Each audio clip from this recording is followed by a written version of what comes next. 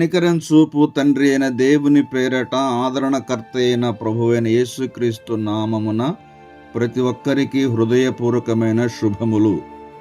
ఈ సమయంలో మరొక వార్తతో మీ మధ్యకు రావడం జరిగింది.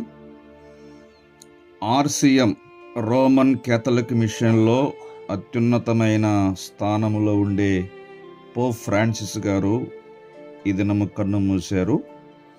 ఈయన నిండు వృద్ధాప్యంలో తన 88వ ఏట ఈ లోకాన్ని విడిచి వెళ్ళిపోయారు.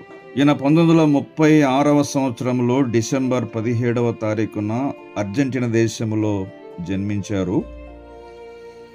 ఈయన 2013వ సంవత్సరం మార్చి 13వ తారీఖున 266వ పోపుగా ఎన్నికయ్యారు.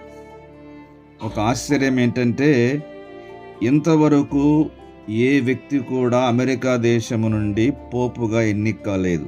అయితే అమెరికా దేశము నుండి రోమన్ క్యాథలిక్ మిషన్లో అత్యున్నత స్థానమైన పోపుగా ఎన్నికైన మొట్టమొదటి వ్యక్తిగా ఈయన రికార్డు సృష్టించారు. ఇది ఈయన ప్రత్యేకత. కొన్ని సంవత్సరాలుగా శ్వాసకోశ వ్యాధితో ఆయన బాధపడుతూ ఆసుపత్రి పాలై ఇటీవలే డిశ్చార్జ్ అయ్యారు. కానీ మరలా వయసును బట్టి వ్యాధిగ్రస్తుడై వాటికన్లోని తన నివాసములో ఈరోజు కన్ను మూశారు. వారికి లేరు.